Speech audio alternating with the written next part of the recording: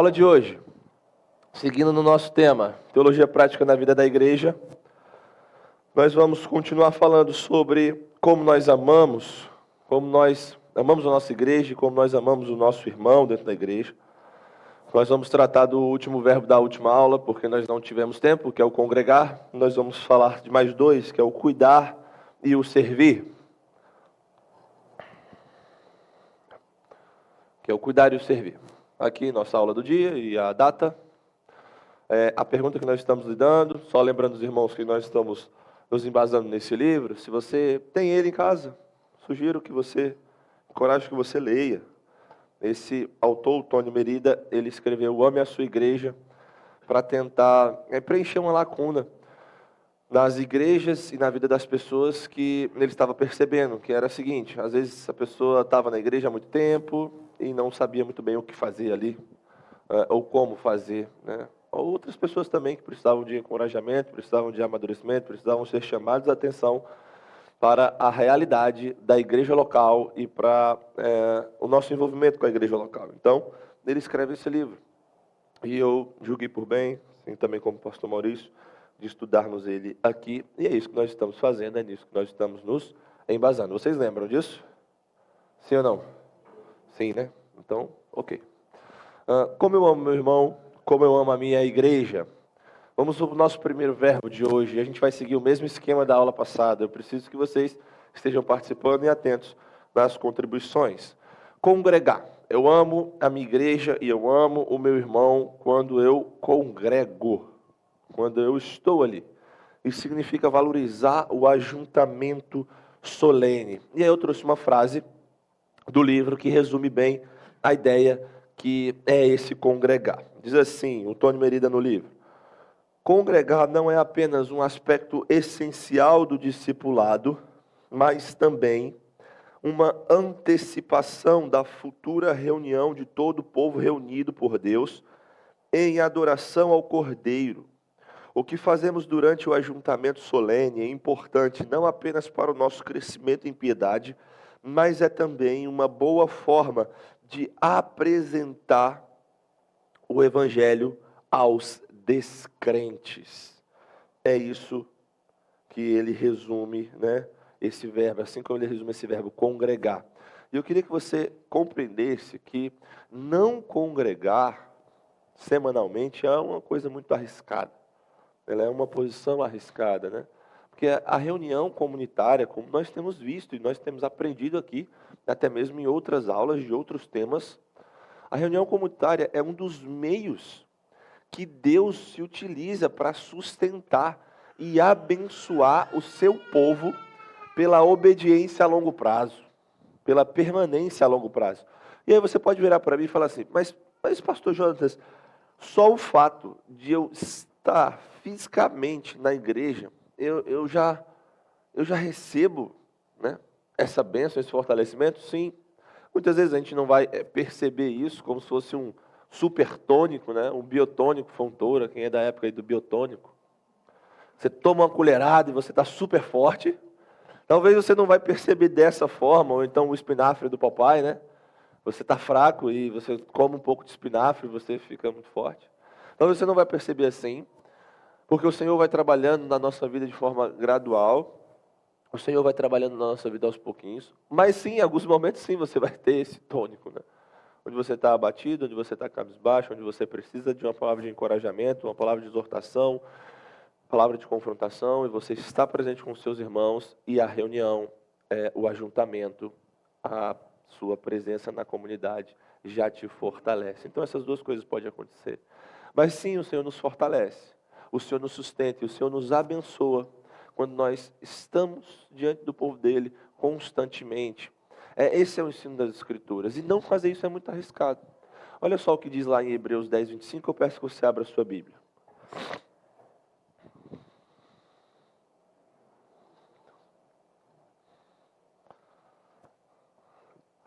Hebreus 10, 25.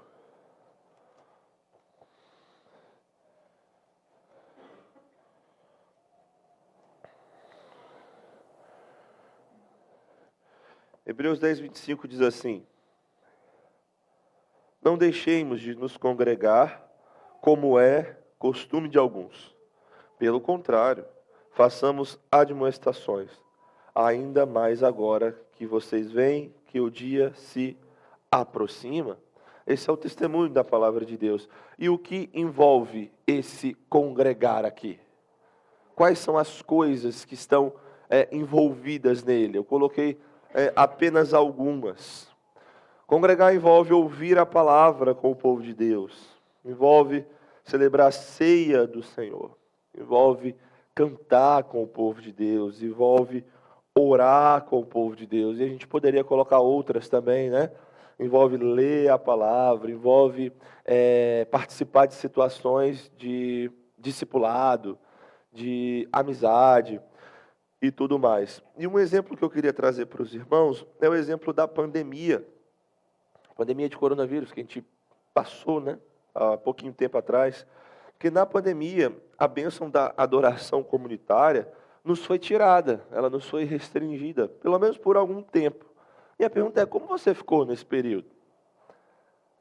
Fiquei muito bem, foi muito bom para mim, não gosto muito de gente, então eu ficar em casa sozinho foi ótimo, adiantei várias coisas. Não foi muito bom. Como foi para vocês? Vocês sentiram falta disso? A gente tem vários testemunhos, né? Pessoas que ficaram enfraquecidas nesse tempo e acabaram nunca mais voltando para a igreja. Mas também a gente tem um testemunho de pessoas que estavam ali sedentas para poder estar mais uma vez com o povo de Deus, na igreja reunida, e os cultos de retorno foram momentos muito sublimes na vida da igreja e na vida de muitas pessoas, onde irmãos iam e começavam a chorar simplesmente por estarem ali, perceberem, né, a bênção que é estar ali, a dádiva que é estar ali. Mas como foi isso para você?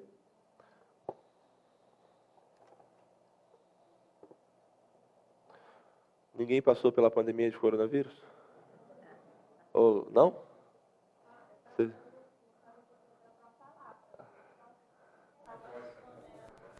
Não, eu não tenho, vou fazer mais pergunta retórica, não. Fala aí, Dani. Cadê aí o microfone? Para mim, quando começou a voltar aos poucos, mesmo que afastados, porque aqui na igreja tinha que pular, uma família sentava num banco, aí pulava um, aí outra sentava no outro, mesmo dessa maneira foi maravilhoso. Foram momentos assim maravilhosos, que eu sentia falta de estar com a igreja, porque tinha escala para estar na igreja. E assim, eu ficava esperando ali a minha hora de estar aqui com o povo de Deus reunido. Para mim, foi muito bom. Graças a Deus. Eu lembro que quem estava fazendo as escalas de culto da igreja era a Cíntia e a Bruna, né? Depois. E aí teve uma vez que eu fui escalado para estar num culto. E aí, promoção, Black Friday, né? Eu pude estar no outro também, seguido. Aí eu falei, que bom. 2 cultos seguidos num dia só. Foi bem legal.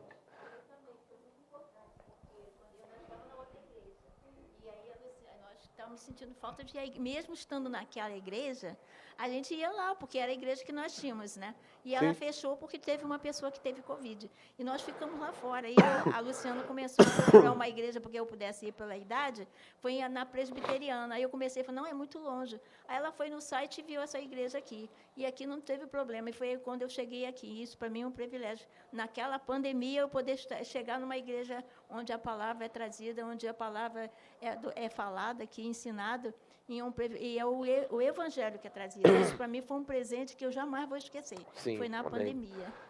Essas situações limite, essas situações difíceis, né? Elas comunicam muitas coisas para nós. Só que o nosso desejo, irmãos, precisa ser de não precisar passar por esse tipo de coisa para que nós valorizemos a bênção que nós temos, né, diariamente, semanalmente. Uma experiência parecida com essa, né, é também a de um irmão ou uma irmã que fica numa situação de saúde muito ruim e precisa estar no hospital. E a pessoa fica tempos ali, e ela fica restringida de todas aquelas coisas que ela fazia semanalmente. E aí, quando ela retorna, ela vem com o coração cheio de alegria e tal.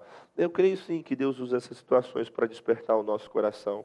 Mas a nossa oração precisa ser, Senhor, não faz com que a gente precise passar por isso para que a gente dê valor às coisas que a gente tem, né? Não faz com que a gente precise passar por essas limitações, essas dificuldades, para que nós demos valor, né? É claro que Deus utiliza dessas coisas também, mas talvez nem todas as pessoas vão ter uma situação extrema dessa para descobrir o valor da adoração comunitária. Você pode descobrir isso e ser despertado para isso constantemente dentro da sua igreja. Então, essa é uma coisa importante. Então, se a gente está respondendo a pergunta, como que eu amo a minha igreja, como que eu amo meu irmão, é uma coisa, congregar, eu amo meu irmão congregando, eu amo meu irmão estando ali. A minha presença nas atividades da igreja e dentro da programação dos cultos da igreja já é um ato de amor pela igreja e pelo irmão. E é assim que eu faço isso. Passos de ação. Como nós podemos praticar isso no nosso dia a dia, dentro da nossa igreja local? Como nós podemos aplicar esse verbo, congregar, nas suas mais diversas formas, dentro do nosso contexto? Essa é a parte que vocês sabem, né? Eu só falo depois que vocês falarem. E trazerem aplicações para a nossa igreja. Como que a gente pode trabalhar isso? A Deus está sedenta para dar um microfone para alguém ali.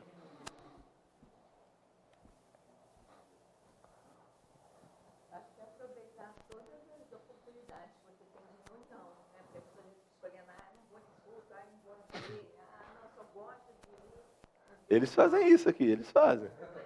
Mas Eles fazem. aproveitar todas as oportunidades, você querer estar junto.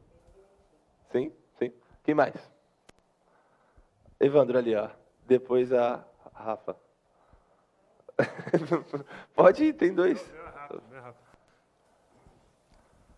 Trazendo lanche à noite para ficar aqui em cima. Sim. Tem a ver. Você está valorizando o ajuntamento. Claro que o lanche não é a adoração da igreja, né? Mas seria mais uma ferramenta para que nós aproveitemos um momento de comunhão. Sim, não está errado não. Não está errado não. O que mais? Incentivando, né, algum irmão que não esteja vindo, observar. Boa, Dani, muito bom. Incentivando os irmãos que não estão vindo, procurando saber. Você viu se a pessoa faltou a alguns cultos? Você está ali, olha, por que aconteceu isso? Não é que você quer espetar o irmão. Servindo Né? aos outros, né? Como Cristo serviu a igreja. Sim, Né? sim. E a gente está ali atento àquilo que está acontecendo ao nosso meio. Roberta. Só pegando aqui o gancho aqui da Dani, essa questão não só dos visitantes, mas também de todos, assim, irmãos mesmo, né? De ter esse relacionamento durante a semana, né?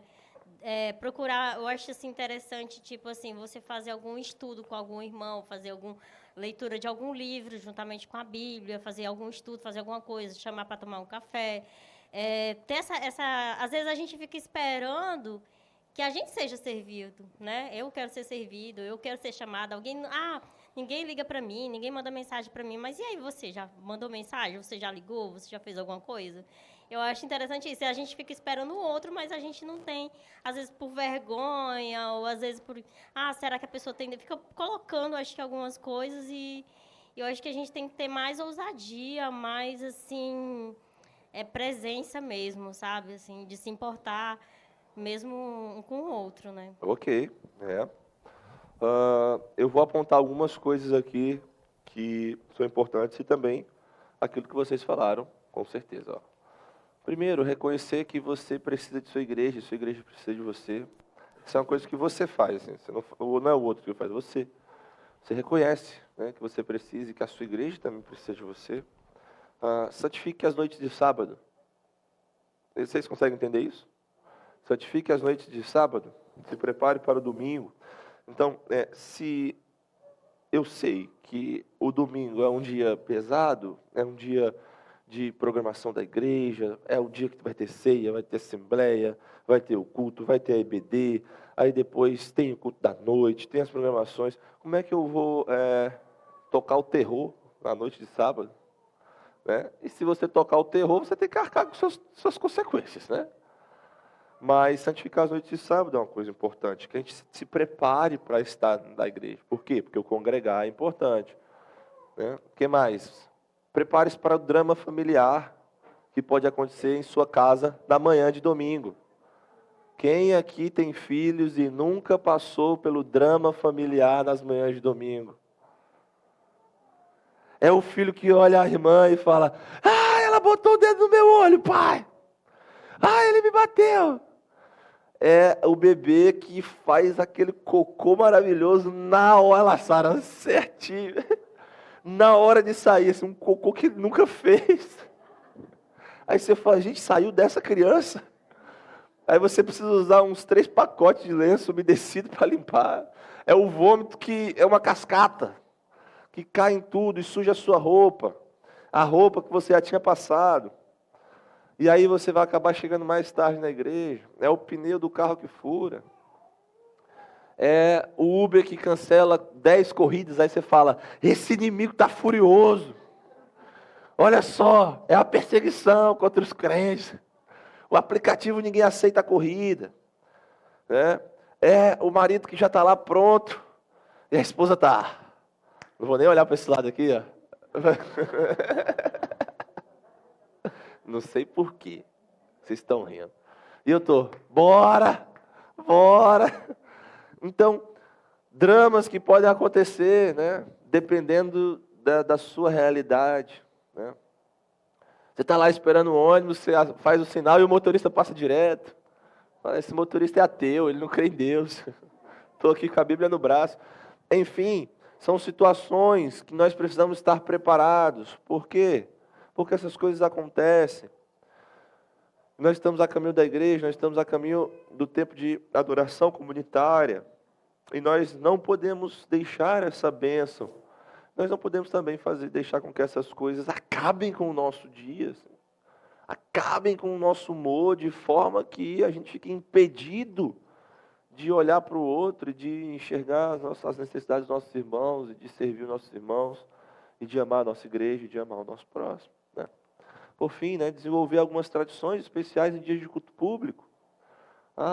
Se o domingo é um dia que eu vou para a igreja, eu vou convidar, pelo menos em 2 domingos do mês, uma família para estar partilhando a refeição comigo. É uma tradição, né? Eu vou repassar o sermão de domingo 10 minutinhos após a refeição com meus filhos.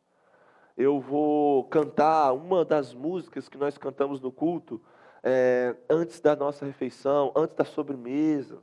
Talvez você tenha criança pequena, né? Antes da refeição está todo mundo doido ali, mas fala: não, mas depois da refeição, antes da sobremesa dá. Criar pequenas tradições para a sua família ir incorporando a beleza e a graça de Deus, que é o congregar e que é estar com o povo de Deus, né? Então, nós podemos fazer essas coisas que eu coloquei aqui, as que vocês falaram muito mais, né? Aplicando diretamente a esse ponto.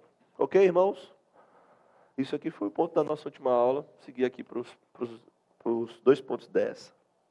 Como eu posso amar o meu irmão e amar a minha igreja? Cuidando, né? O cuidar é o nosso segundo verbo de hoje. Manifestando o fruto do Espírito Santo. E aqui tem uma frase para vocês. Cristiano, dá para você ler essa frase aí para a gente?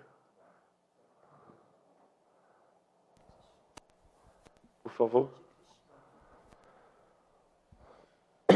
Deus nos chama a um grau elevado de compromisso uns com os outros, mas também nos dá um vislumbre animador do que nossas igrejas locais podem se tornar se aprendermos a cuidar e sermos cuidados, como nos ensinam as Escrituras.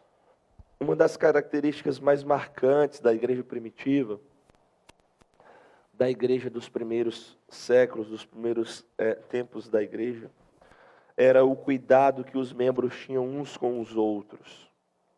O cuidado que os membros tinham uns com os outros. Nós temos vários relatos da história da igreja do impacto de que comunidades cristãs faziam na sociedade.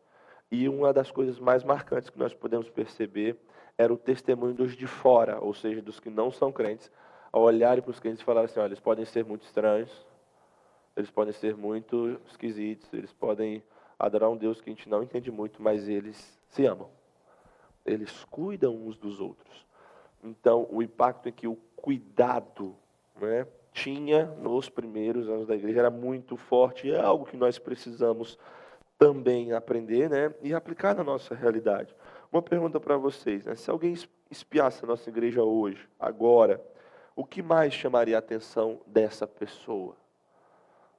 Chamaria a atenção, como eles são fofoqueiros, rabugentos, implicantes, né, perfeccionistas, ou o que chamaria mais atenção era o cuidado, né, a hospitalidade, o amor, a pregação da verdade.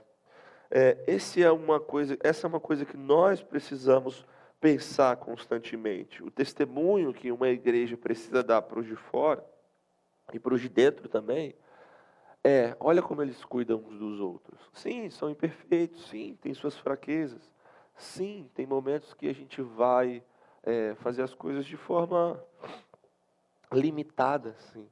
Mas o cuidado dentro da igreja local, essa manifestação do fruto do Espírito, ele precisa ser constante. As passagens uns aos outros no Novo Testamento demonstram a importância de cuidarmos dos nossos irmãos e das nossas irmãs em nossa comunidade cristã. Sabe aquelas passagenzinhas? Era para ter isso aqui. Sabe aquelas passagenzinhas que diz assim, amai-vos uns aos outros, né? Cuidai uns dos outros, levai as cargas uns dos outros, tendes uns para com os outros esse sentimento.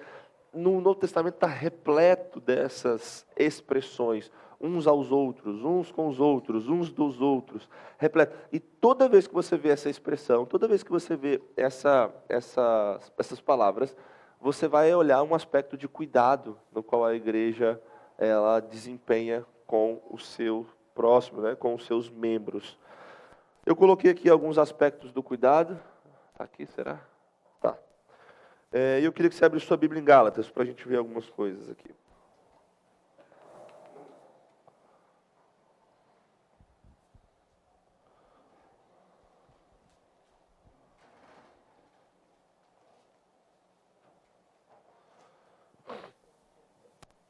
Se nós precisamos cuidar uns dos outros, se isso faz parte do amar a igreja e amar o nosso irmão, como nós podemos encarnar a realidade desses cuidados?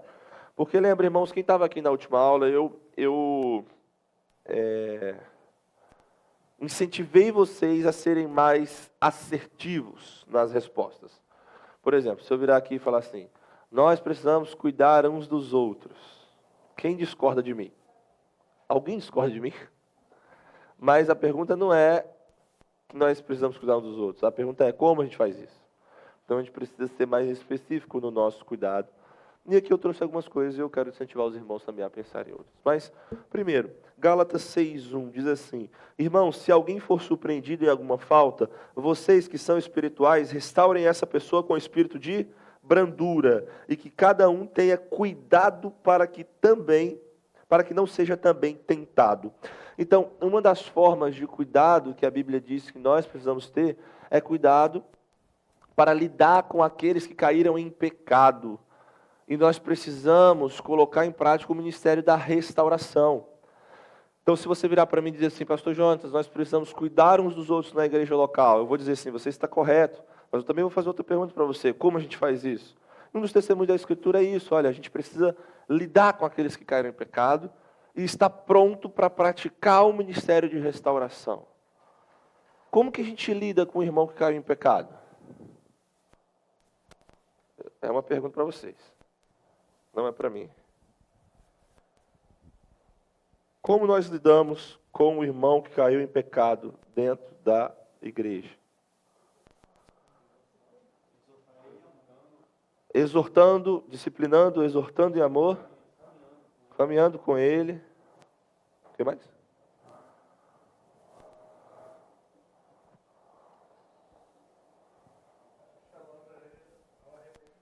Chamando ele ao arrependimento. Muito bom, Evandro. Estava precisando disso, entendeu? A parte do arrependimento. Se nós precisamos colocar em prática o ministério da restauração, irmãos, como que a gente restaura alguém se não tem arrependimento? Então, eu exorto, sim, eu estou participando do processo de disciplina, sim, eu estou caminhando com o irmão, mas eu preciso perceber aquilo, aí eu percebo aquilo, eu vou perto, eu chego perto, eu chamo ele ao arrependimento, eu faço isso em amor, como o Pedro colocou. Isso faz parte do cuidado da igreja. E algo interessante que aqui em Gálatas 6:1, a palavra diz, e que cada um tenha cuidado para que também não seja tentado. Então, faz parte de cuidar da igreja você estar atento ao seu próprio procedimento. Não é isso que a Escritura diz. Agora, olha Gálatas 2. Levem as cargas uns dos outros e assim estarão cumprindo a lei de Cristo. Então, cuidado aqui também envolve carregar humildemente o fardo. E essa é uma missão diária para todos nós. Atenção aos fardos dos outros e o comprometimento em aliviá-los. Levar os fardos uns dos outros, isso também é cuidado. Eu tenho uma pergunta, deixa eu ver para quem. Vou fazer para o Evandro, está participativo aqui. Evandro, eu não consigo chegar no meu trabalho na hora. Eu não consigo chegar lá no meu trabalho na hora. Toda vez eu chego atrasado, eu levo bronca do meu chefe. E aí eu digo para você assim, Evandro, você precisa aliviar o meu fardo. Você precisa aliviar a minha carga. Eu estou certo ou estou errado? Depende. Depende de quê? Isso é o que o texto está dizendo? Se você quiser que eu configure seu despertador... Boa, boa. Mas isso não é levar a carga, segundo o texto está dizendo. O texto não está dizendo que se você é um irresponsável e você está chegando atrasado no seu trabalho, aí você vem para a igreja e fala, irmãos, eu estou com uma carga tão pesada. Eu não consigo chegar na hora no meu trabalho. O que os irmãos da igreja vão fazer é dar uns 3 tapas na sua cara, estou brincando. É chegar para você e falar assim, você tem que largar de ser responsável.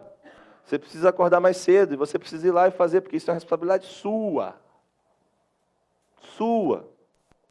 Mas, outro exemplo, se o irmão está trabalhando, ele é uma pessoa responsável, ele é um irmão que está comprometido em se qualificar, em se aperfeiçoar, ele é um trabalhador honesto, mas por algum motivo ele foi demitido da sua empresa, ela precisou cortar gastos. E a família desse irmão, ela depende dele. Só que esse irmão está com dificuldade. E aí no primeiro mês ele consegue se segurar, mas no segundo já não dá. No terceiro já não dá, e ele não está conseguindo retornar, ele não está conseguindo outro emprego ali imediatamente. A igreja, ela pode, os irmãos, eles podem prestar socorro a esse irmão, sim ou não? Isso é levar a carga, levar o fardo. Entendem que são coisas diferentes, né? Irmãos, o meu cartão no último mês deu 15 mil reais. É porque eu gosto muito de ir no Madeiro, no Outback. E os irmãos precisam aliviar o meu fardo, porque está muito difícil. Eu ganho só 5 mil, Márcio, e aí meu cartão deu 15, me ajuda. Isso é aliviar o fardo? Não, então a gente precisa compreender essas coisas. O que o texto está dizendo é que os irmãos, a igreja, eles se amam quando eles estão com atenção aos fardos dos outros e o comprometimento de aliviá-los. Aquilo que é correto, aquilo que é honesto. Aquilo que é honesto. E um dos obstáculos desse ministério é o orgulho, tanto de quem recebe ajuda, tanto de quem oferece. E um dos enganos também acerca desse cuidado, que é sim um cuidado pastoral, é achar que ele é exclusivo dos pastores. Não. Dentro da igreja local, os irmãos se amam e cuidam uns dos outros. Isso precisa ser todos, não só os pastores, mas eu sei que ninguém aqui pensa isso. Que ninguém pensa que só os pastores devem cuidar uns dos outros. Mas todo mundo está aqui comprometido em aliviar as cargas uns dos outros. Amém? E amém. Aí está todo mundo muito certo. Sim, também tem isso, né? Sim, também tem isso, também tem isso.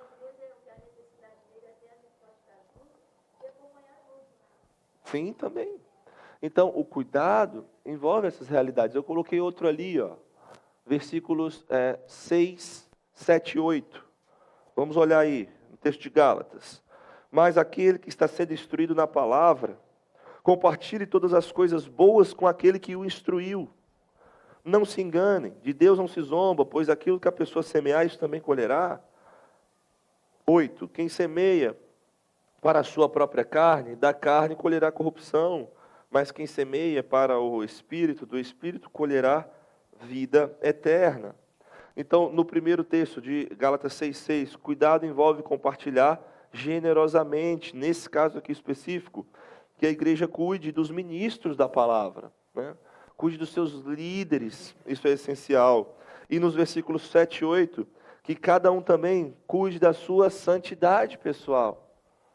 Você está atento à forma como você tem caminhado com o Senhor, isso também é cuidado da igreja. Porque nós somos um corpo, certo? Todos os membros estão conectados, certo? Então, quando um membro sofre, o outro também sofre. E quando um membro está andando mal, toda a igreja é afetada. Cuidado também envolve isso. E por fim, eu coloquei ali, cuidado dá trabalho. Ele é um privilégio e uma bênção ao mesmo tempo. Mas não é algo fácil. Por isso que nós temos o encorajamento de Paulo em Gálatas 6,9. Olha aí. E não nos cansemos de fazer o bem. Por quê? Porque no tempo certo faremos a colheita, se não desanimarmos. O Senhor promete trazer frutos. O Senhor promete trazer frutos. E Ele diz assim, não canse, não se canse de fazer o bem. Continue, porque a colheita está aí. Então, mesmo que cuidado envolve trabalho, cuidado também é abençoador. Cuidado também traz muitos frutos, que nós continuemos amando, servindo, cuidando, em honra ao Senhor. Cristãos, eles devem ser reconhecidos por isso, pela bondade na prática, pelo cuidado concreto, pelo amor real. O amor cristão implica um amor que resulta em ação. Em ação. E aí eu coloquei um exemplo de uma história aqui no material, né? De uma mulher que chega para o pastor e diz assim, pastor, nós não estamos vendo tantos sinais e maravilhas e feitos extraordinários do nosso Deus. Pastor, a igreja, ela precisa ver as pessoas sendo curadas e os paralíticos andando e tudo mais, e a gente precisa ver sinais e maravilhas. E aí o pastor, muito atento, respondeu a ela, irmã, é verdade. Inclusive, essa família aqui, dessa mãe solteira com 3 filhos, ela perdeu a sua casa, ela perdeu o emprego, ela não está conseguindo pagar o aluguel, e seria um sinal e uma maravilha muito grande você acolher ela por 3 meses na sua casa. Você está disposta? Mas pastor, não estou falando disso. E aí o pastor vira e fala, a Bíblia está falando disso. Você vai se comprometer com esse sinal e essa maravilha do Senhor? E aí eu não sei o que foi o resultado disso, né? Mas nós precisamos encarar o cuidado também dentro da igreja local como uma das coisas maravilhosas, extraordinárias, impressionantes que o Senhor nos dá como igreja, como povo dele. Eu coloquei alguns passos de ação, como nós podemos aplicar isso dentro da nossa igreja. E aí eu espero que as respostas não sejam, nós precisamos cuidar dos nossos irmãos, porque foi tudo que eu falei anteriormente. Como a gente faz isso? Quem pode contribuir?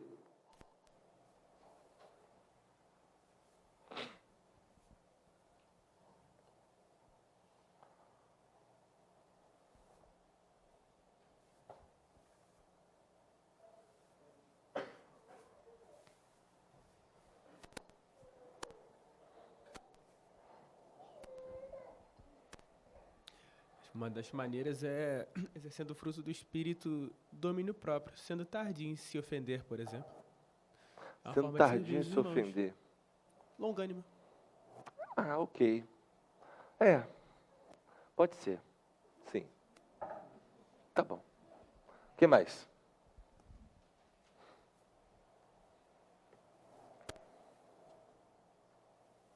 O que mais?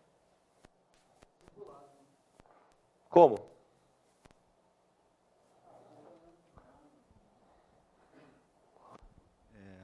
Acompanhando o irmão em ensinar a palavra, em questão da exortação do pecado, assim, não precisa saber que o irmão pecou para poder exortar, mas assim, lembrar da nossa condição, né, e tal, para o irmão se manter vigilante, de pé, enfim. Isso é um cuidado com o espírito, não com o físico necessariamente, mas... Sim. Boa. Boa, Pedro. Quem mais? Alguém mais? Nós estamos muito bons de cuidado ultimamente. E aí? Marcela? Uma dificuldade que eu vejo em muitas igrejas, e eu passei e vivenciei isso, é a questão da fofoca em relação a congregar, assim, né? Uhum. Muitas pessoas ficam com medo de falar das suas vidas ou ir até o irmão por conta da fofoca, né? Então, talvez tomar cuidado com isso, né? Quando o irmão vier até a gente contar algo, suas dificuldades, a gente acolher, né, aquilo, não ficar passando um para o outro e tal. Ou a gente mesmo, quando for falar com alguém, não ter medo de, quando falar, de, o irmão vai contar para a igreja toda e tal. Boa, Marcelo. Enfim, eu acho que é um ponto que em congregar é muito difícil, às vezes, principalmente quando a gente vem de igrejas que já passaram por isso ou tem essa dificuldade em relação a isso. Muito bom, Marcelo. Sandra? Posso ou sou figurinha repetida? Pode. Não tem problema com figurinha repetida, não? Um dos frutos das virtudes do Espírito Santo é o amor, né? Sim. E quando você se importa com o outro, para de ficar olhando para o seu próprio umbigo, né? Você se importa com o outro, procura saber do outro, da necessidade do outro. Eu acho que isso é um passo de ação para a manifestação desse fruto do Espírito, que é o amor. Não ficar olhando só para si, mas para a necessidade do outro também, que é importante. Consegue me dar um exemplo? Quando você vê o irmão que passa alguma dificuldade, seja ela qual for, pode até ser com as crianças mesmo, né? Você vê o irmão ali naquela dificuldade, você largar o seu conforto do que você está fazendo, né? Precisa abrir mão por amor ao outro, porque a manifestação do amor ao outro requer também que você saia da sua zona de conforto, né? Então, essa manifestação de amor, ela tem que te custar alguma coisa. Sim. Certo? Então, eu acho que isso é um pouco difícil, mas é necessário a gente exercitar esse tipo de amor que te custa algo. Ok. Muito bom, irmã. Você avançou, sim, num ponto. Eu vou avançar um pouco mais. Eu vou ser um pouco mais aplicando o que você falou. Tá? Marcela, o Arthur tem quantos anos? 1 ano e 6 meses. Na fase mais difícil do Arthur, assim, de ficar no colo do culto, quantas vezes você já viu o culto? Completamente.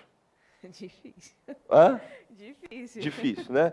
Então, será que não é um cuidado importante para com as mamães da nossa igreja, nós irmos lá e falar com ela? E talvez dar uma palavra de encorajamento. Continua. Persevera. Eu posso segurar com ele um pouquinho. Mas ele vai chorar, mas eu vou tentar. Assiste um pouquinho, canta essa música. Faça essa oração. Por coincidência, eu fiquei com ele ontem. Aí, faça essa oração.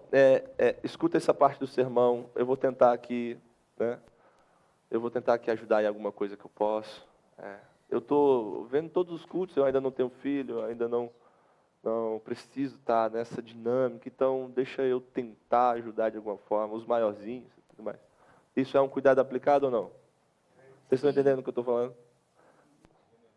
Coloca os nossos irmãos na equação.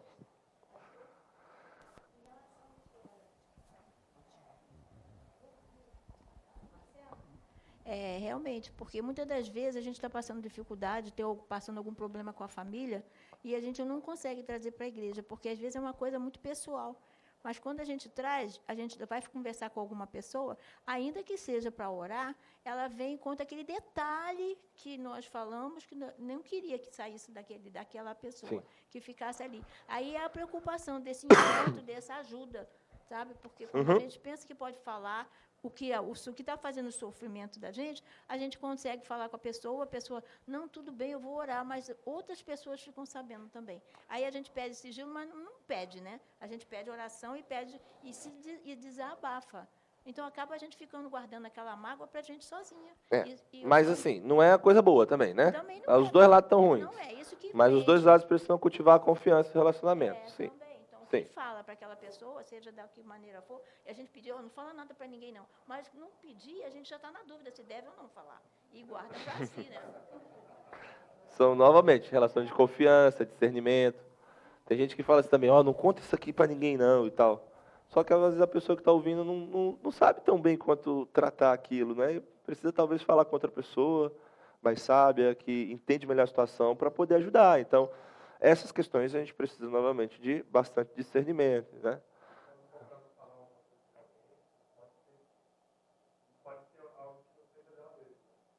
Tipo, eu falo pra Sara, não conta nada pra ninguém, não. Aí eu tô falando do Rodrigo. Não vale, né? É. Não, o que pode acontecer também nas famílias é o seguinte, o esposo está tendo uma dificuldade muito grande em alguma coisa, um pecado, uma falta. Ele fala, ó, não fala para ninguém não. Não fala para ninguém não. Aqui é nós dois. Hã? Como assim? Tá errado. Tá errado. Claro, a esposa não tem que ficar expondo o marido de forma pecaminosa por aí. Nem o marido tem que ficar expondo a esposa de forma pecaminosa por aí. Mas nós não vivemos a nossa vida sozinhos também, né? Novamente, precisamos de discernimento para cada situação. Tá? Deixa eu colocar aqui e avançar por causa do nosso tempo.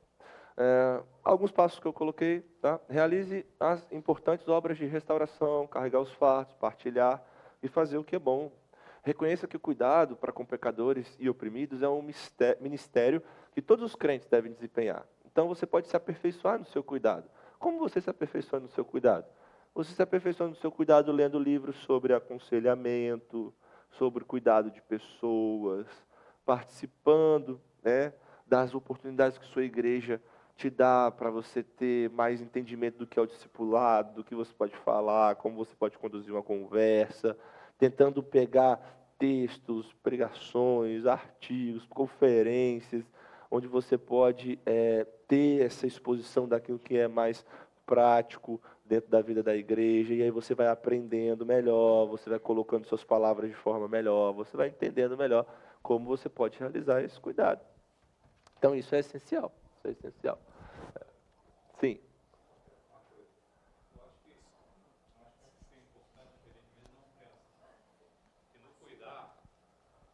Ação, você tem o ativo e o passivo nessa história, né? E o ser ativo, às vezes, é difícil, mas está mais claro para nós. Mas o ativo também, às vezes, ele precisa se permitir ser cuidado. Nós temos uma tendência na nossa sociedade de buscar sempre independência, de não precisar dos outros.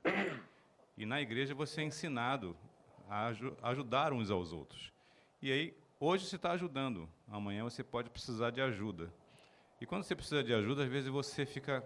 O orgulho fala mais alto. Que você não procura, não se abre e tenta resolver tudo sozinho. Então, isso acho isso uma barreira muito grande para que se consiga criar essa, vamos dizer assim, atmosfera de cuidar um pelos outros na igreja. Sim, está certo. E isso cabe a nós também, derrubarmos essas barreiras em nós mesmos, de nos permitirmos ser cuidados. Tá? Sim, sim. O Márcio foi bem prático e específico, né? A gente pode ainda avançar um pouco mais, por exemplo. Nós temos irmãos que vieram de vários contextos de igreja. Várias experiências culturais diferentes, famílias diferentes. E pessoas podem ter tido muitas situações em que elas foram feridas, machucadas, expostas de forma ruim. E podem ter barreiras como essa, né? De ficar muito fechado em si mesmo e não se dar ao outro e à sua congregação, né? Pode também ser uma questão de pecado mesmo, ou de maturidade. Nós precisamos estar sensíveis a essas coisas e entender que o Evangelho ele trata tudo isso. O Evangelho ele pode tratar e restaurar tudo isso. Nós, como povo de Deus, como um povo que ministra a restauração na vida das pessoas, a gente tem que estar muito atento a isso também e sensíveis a essas coisas mesmo, Márcio. Sara? Dentro disso que o Márcio falou, né, dessa mutualidade, não só daqueles que normalmente cuidam mais se abrirem para ser cuidados, como aqueles que são cuidados verem esses, né, que normalmente cuidam, que também têm necessidades, né? Quem Então, cuida de quem cuida, né? Pois é. É mútuo, né? E às vezes a gente acha que porque as pessoas estão na liderança, porque as pessoas, né, exigem cargos, né, que demandam um pouco mais, eles não têm necessidade, mas sim, somos humanos, né? Todos nós temos nossos pecados, as nossas lutas. Então, da gente não ver o outro como alguém que está santificado e que não precisa do auxílio da igreja. É verdade, Sara. Você está certo. É isso mesmo, né? É isso. Reconheça que o cuidado para com pecadores, ali no ponto 2, né? E oprimidos é um ministério que todos os crentes devem desempenhar. Devem desempenhar e também devem serem tratados, né? Nós precisamos aperfeiçoar isso. Uma das coisas que eu vejo que nossa época, nosso tempo tem muita dificuldade de entender é a igreja como um local de cuidado, né? A igreja como um local de cuidado da alma, um local primário de cuidado da alma. A gente fala assim, não, mas fulano, ciclano, ou situação A e B podem fazer isso melhor, e aí eu só procuro a minha igreja, eu só procuro meus irmãos em segundo plano. A gente está perdendo essa essência do que é o cuidado e a oportunidade de cura que o Senhor nos dá no meio do povo dele, né? Então, nós precisamos encarar a igreja local como um local de cuidado e de recorrer mesmo, usar mesmo a nossa igreja para que a gente consiga lidar com as nossas questões de dificuldades. E, claro, se isso precisar de qualquer auxílio, de qualquer parte extra, a igreja também precisa ter discernimento e maturidade para encaminhar esses irmãos, para pedir ajuda, para ver o que fazer para a vida de cada um, né? Eu coloquei ali no ponto 3, lembre-se de que sua vida pessoal sempre afetará a sua comunidade, isso também é muito importante. Você não pode ficar pensando que o que você faz dentro de casa não afeta o aspecto público. Afeta, sim. A forma como você trata sua esposa, a forma como você trata seu marido, a forma como você cuida dos seus filhos, a forma como você lida no seu trabalho e tal. Isso vai afetar, porque afeta sua cosmovisão, afeta seu coração, afeta você. E você está dentro do povo de Deus. E ali tem várias relações, várias situações em que você está tocando na vida das pessoas. E como que é isso, né? Como que é isso? A gente precisa estar muito ciente dessas coisas e buscar esse tratamento. Busque semanalmente a oportunidade de fazer o bem aos outros. Ore pela sua família da fé, especificamente na área do cuidado. Ore para que a nossa igreja seja melhor nisso. Ore para que sejamos mais sensíveis e mais atentos ao Senhor nesse aspecto. O servir vai ter que ficar para depois, porque não deu de novo. Né? Não deu de novo. Mas na próxima semana a gente continua aqui da parte do servir. E a gente fala desse verbo também. Tá bom? A tarefa de vocês aí. Encontre uma passagem bíblica com a expressão uns aos outros e que tenha relação com o que aprendemos nessa aula. Escreva um comentário sobre ela e compartilhe na próxima aula. Espero que os irmãos estejam mais empenhados nessa tarefa do que na que a gente entregou hoje. Amém? Então nós vamos orar. Lembramos que no dia 1º a gente tem uma aula de perguntas e respostas.